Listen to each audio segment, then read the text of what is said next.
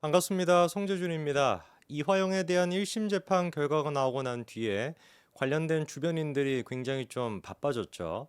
일단 이재명 대표 같은 경우는 사실상 공범으로 검찰 공소장에 적시가 되어 있는데 이재명 대표는 연일 뭐 사람이건 지금 뭐 개건 뭐 신경 쓰지 않고 뭐 여기저기 지금 막 발광을 하면서 그렇게만 난리를 치고 있는 중입니다.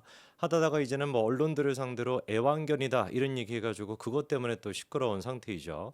근데 저는 개인적으로 좀 궁금해지는 게 이 사건에서 어떻게 보면은 가장 핵심적인 키맨 이재명의 목줄을 쥐고 있는 사람이라고 한다면 이화영 본인의 입장 아니겠습니까?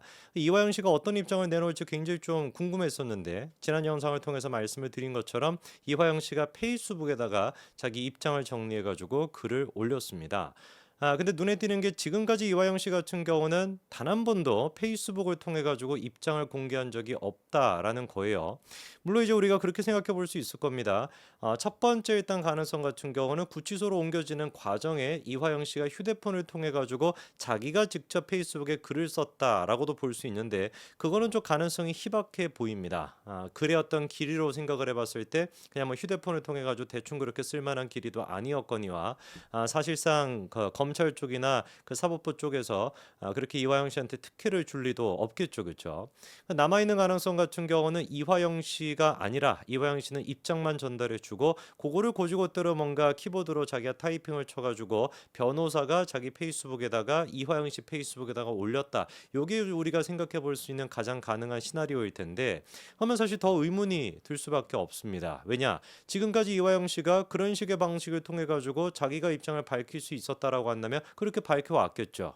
근데 단 한 번도 페이스북을 통해 가지고 그렇게 입장을 밝히지 않고 옥중 편지다, 옥중 서신이다 이런 형태로서 자기 입장을 밝혀왔는데 이제서 갑자기 뜬금없이 페이스북을 통해 가지고 타인한테 자기 계정을 알려줘서 그 계정에다가 글을 쓰게끔 한다. 이거는 더더욱 납득이 되지 않습니다. 그러다 보니까 우리가 생각할 수 있는 게 이번에 이화영 씨의 그 입장문, 페이스북에 올랐던 입장문이 이화영 씨 의사 100%로 작성이 된 게 아니라 다른 사람의 의사, 다른 사람의 어떤 의도에 의해 가지고 쓰여진 것이 아닐까라고 하는 의심이 들 수밖에 없다라는 것이죠. 실제로 지금 이화영 씨 변호인인 김강민 같은 경우는 이화영 씨한테는 쥐뿔도 관심이 없어 보여요. 허구한 날 자기가 이제 글을 썼던 거 쌍시옷 그 비읍 썼던 거 있지 않습니까?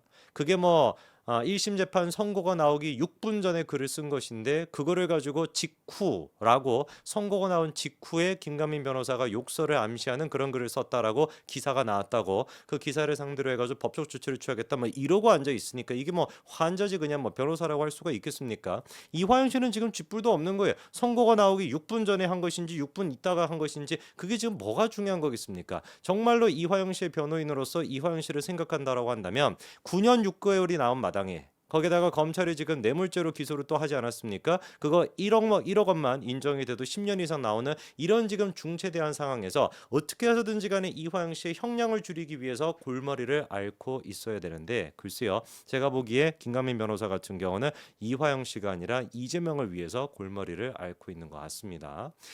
이런 차원에서 우리가 또 살펴봐야 되는 사람이 한 사람이 있습니다. 이른바 법정에서 사랑과 전쟁을 찍은 사람, 바로 이화영 씨의 와이프죠, 그렇죠?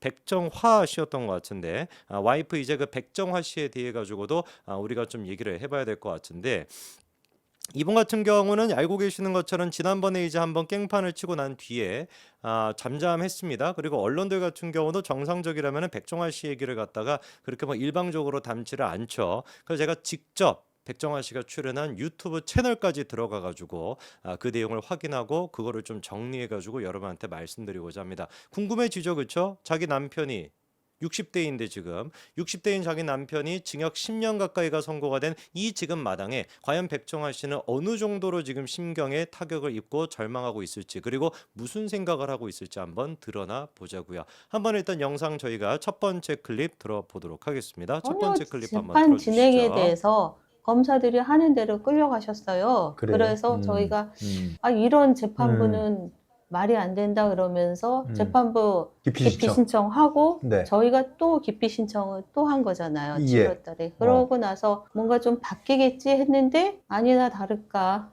국선 변호사로 변론을 하라고 우리 변호사 못 구해서 있는데 그러니까 뭐가 어, 그렇게 급하셨는지 어, 싶기도 하고 예. 그러니까 지금 백정아 씨가 방송에 나와 가지고 유튜브 방송에 나가서 하는 얘기가 "신진우 부장판사에 대해서 편향됐다. 문제가 있다." 이렇게 지금 대놓고 공개 저격을 하고 있는 겁니다. 글쎄요 뭐 이분의 인상 때문인지 뭔지는 모르겠지만 남편이 지금 9년 6 개월이 선고받았음에도 불구하고 뭔가 그렇게 막 절망감을 느끼거나 그렇게까지 막 힘들어하는 느낌은 또 없어요. 담담하게 지금 남편에 대해 가지고 남편뿐만 아니라 뭐 신진우 부장판사까지도 지금 정치적으로 저렇게 비난하고 있을 정도로 저 개인적으로는 여유가 있어 보입니다. 근데 신부장 판사를 지금 비판할 때 근거랍시고 얘기했던 게 뭐였습니까? 국선 변호사를 그렇게 이제 임명을 했다. 뭐가 그렇게 급해가지고, 뭐가 그렇게 빨리 재판을 열고 싶어가지고 국선 변호사까지 임명을 했냐? 이렇게 지금 얘기하고 있는데 여러분도 알고 계시죠, 그렇죠? 애당초 국선 변호사를 임명하겠다는 경위가 뭐였습니까?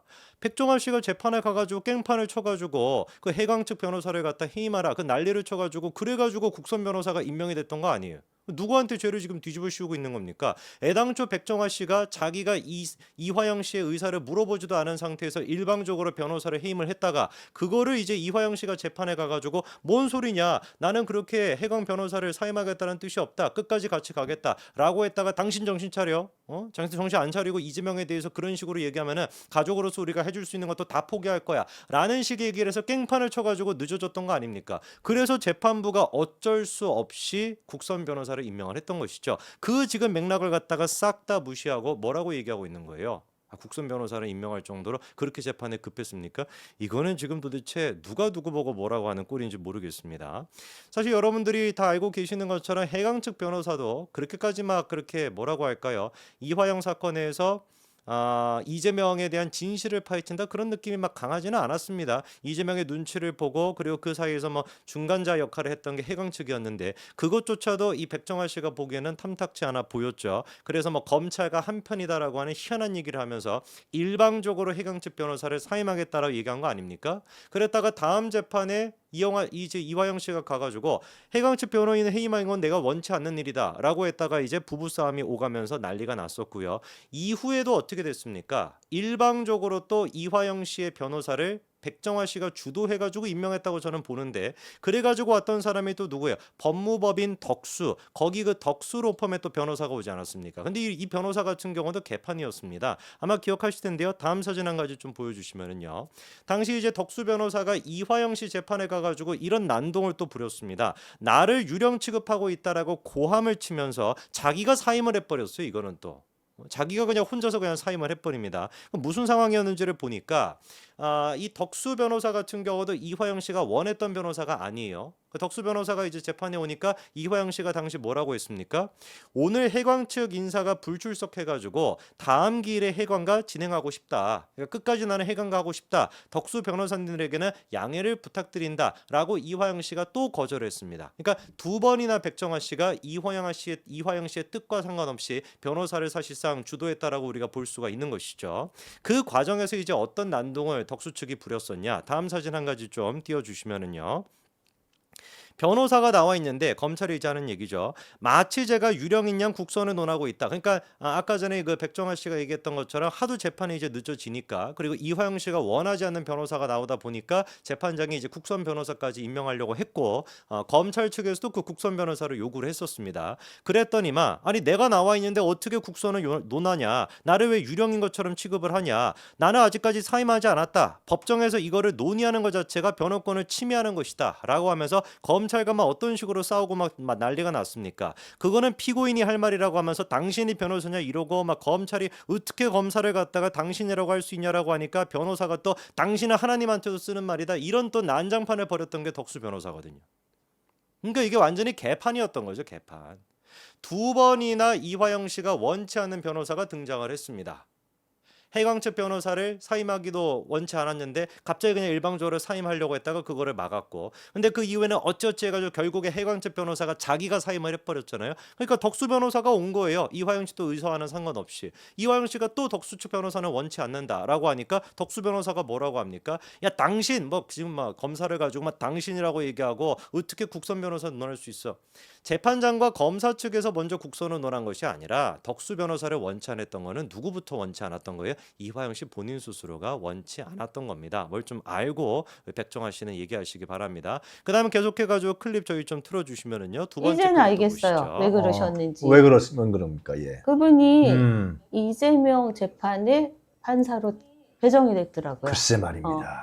그걸 노린 그거는- 거구나. 네. 어. 이전부터 음. 그리고 이분이 작년에 음. 2년을 임기를 하셔가지고 다른 재판부로 가셔야 될 분이셨어요. 그래요? 예. 인사 이동이 되는 시점이라서 음. 우리는 그것도 이제 참작을 했었는데 겨울에 이분이 안 가시고 이 사건을 마무리하시겠다고 눌러 앉으신 거예요. 그래서 그것도 이례적이고 아, 우리랑 무슨 그 억한 심정이 있으실까 했더니 결국은 이재명 재판을 맡으려고 그러시지 않았나 이런 합리적인 저는 이 부분 같은 경우는 굉장히 중요한 포인트라고 봅니다. 영상을 보기를 참 잘했다라는 생각이 드는 부분이었는데 어느 누구도 사실 백정아 씨가 나온 유튜브를 누가 뭐 살펴보겠습니까? 제가 아니고서야 안 살펴보죠.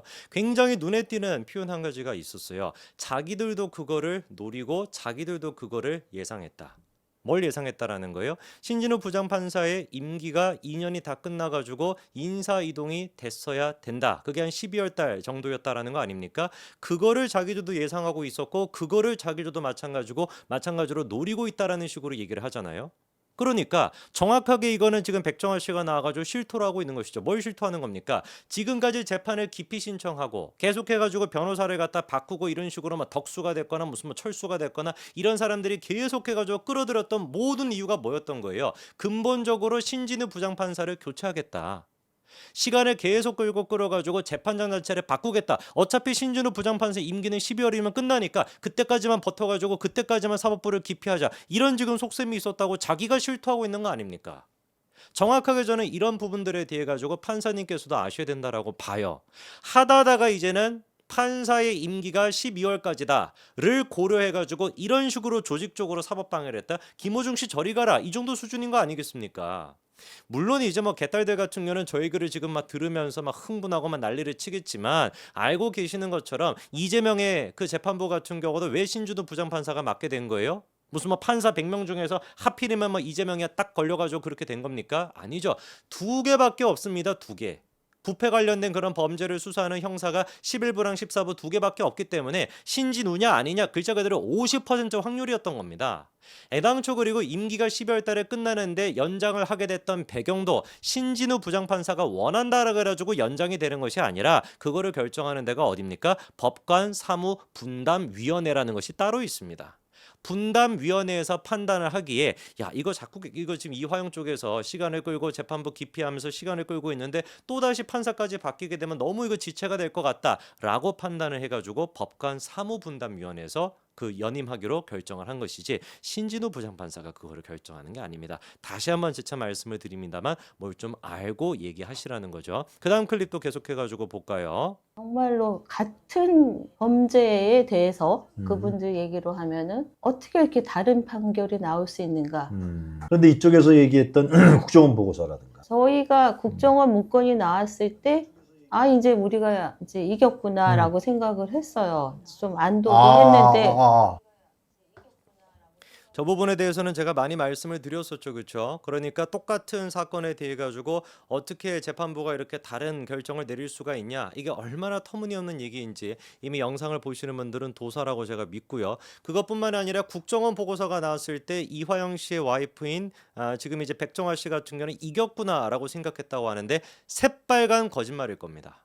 애당초 도대체 국정원 보고서에 어떤 내용이 들어가 있는지 백정아 씨가 그걸 어떻게 아시죠? 그거 자체가 조금 말이 안 되는 것이죠. 뉴스타파 같은 그런 언론사에서 이미 예전에 나와 있던 그 국정원 보고서를 새로 발견된 것인 것 마냥 그렇게 기사를 내기는 했습니다만 이번에 그 국정원 보고서가 나왔다라 그래가지고 이화영 씨 재판에 영향을 줄 거는 아무것도 없었습니다. 제가 몇 번이나 설명을 드렸습니다만 국정원 보고서가 총 몇 개다? 3개다. 국정원 보고서가 아니라 보고서들이 있다라고 말씀을 드렸죠.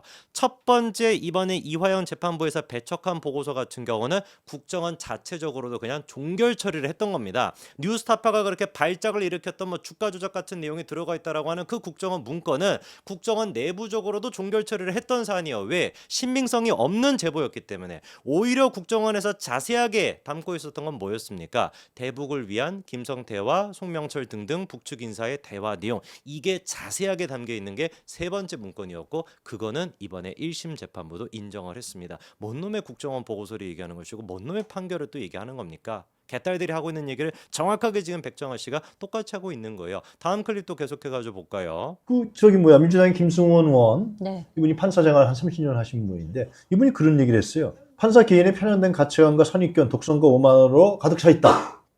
점잖은 사람이건 제가 다 알아요, 김승원 의원. 네. 다음 것도 바로 그냥 보여주세요. 네. 그러면은 이 사람은 너무 나가고 싶겠죠. 예.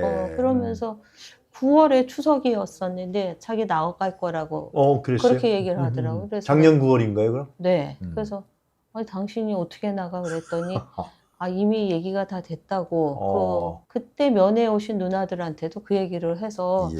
이상하다고 했거든요. 음. 그러니까 그런 식으로 사람한테 희망 고문을 한 거예요. 그러면서 우리 쪽 말을 들어라. 그러니까 검찰하고 협조를 하며 방영철 같은 경우에는 집으로 나가고 김성태도 나갔죠. 똑같은 공범이. 안부수도.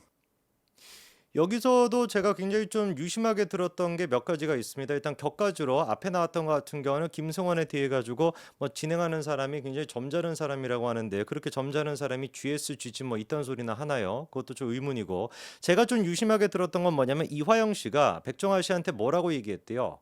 백정아 씨뿐만 아니라 자기 누나들한테도 뭐라고 얘기했다라는 겁니까? 작년 9월 정도쯤 돼가지고 나갈 수 있을 것 같다라는 식으로 얘기했대요. 저는 이게 굉장히 중요한 백정아 씨의 실토라고 봅니다. 왜냐면은 백정아 씨가 지금 얘기했던 그 논리 구조를 봤었을 때 이화영 씨가 어떻게 해가지고 작년 9월 달쯤에 자기한테 나간다라고 얘기했고, 누나들 접견해왔던 사람들한테도 나갈 수 있다라고 얘기했다는 거예요. 검찰이 회유랑 압박을 했기 때문에, 야 너가 이런 식으로 부르면은 이제 나갈 수가 있어 라는 식으로 회유랑 압박을 했기 때문에 그거에 대한 확신을 얻고서 내가 추석은 같이 보낼 수 있을 것 같아 라고 얘기했다라는 거 아닙니까? 근데 여기서 결정적인 허점이 뭐가 있냐, 추석이 있기 전에 백정아 씨의 말이 사실이라고 한다면은 추석 전에 이화영 씨가 뭘 했어야 되겠습니까? 검찰의 회유랑 압박을 당해가지고 내가 이재명한테 보고했소이다 라고 하는 주장을 이어가고 있어야 되지 않겠어요? 그래야지 회유랑 압박을 통해서 검찰이 추석에 나갈 수 있는 것처럼 그렇게 설득을 했다 라고 하는 논리가 성립이 되는 거 아니겠습니까? 그런데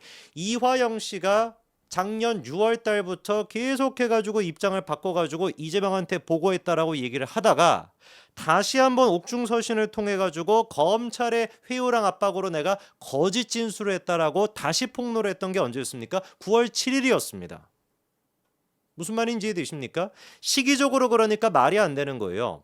내가 추석에 나갈 수 있어. 검찰이 나를 그런 식으로 회유했어. 그래서 내가 이재명 대표에 대해 가지고 거짓 증언을 한 거야 라고 백정아 씨한테 얘기했다라는 게 사실이려면은 9월 7일까지도 무슨 얘기를 하고 있었어야 되는 거겠습니까? 옥중서신을 통해서 내가 이재명한테 보고했소이다 라고 하는 얘기를 해야지 말이 맞는 거잖아요.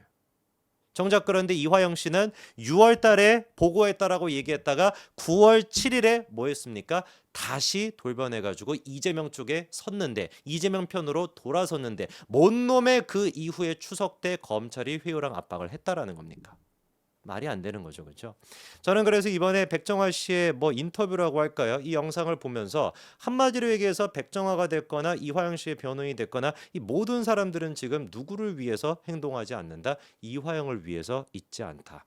이화영 씨 본인 스스로도 이 부분에 대해 가지고 뭐 알 수가 있는지는 모르겠지만 명확하게 알고 계셔야 됩니다. 제가 보기에는 와이프도 그렇고 변호사도 그렇고 이화영 씨를 위해서 있는 게 아니라 이재명을 위해서 있습니다. 무엇을 위해서 더 버티고 무엇을 위해서 이재명을 위해서 입을 다물고 있을 필요가 있겠습니까? 하등없죠, 그렇죠? 자기를 생각해서 지금이라도 진실을 밝혀야 됩니다. 여기까지 말씀드리겠습니다. 감사합니다.